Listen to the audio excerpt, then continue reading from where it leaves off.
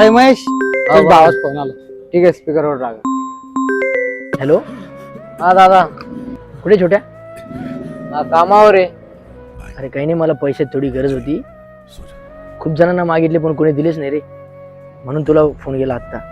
सगळीकडे मागायची काय गरज होती? मला मागितले असते मी दिले असते. किती पाहिजे बोल. 5,000. थांब, मी टाकतो. असा कसा भोयर तुझा?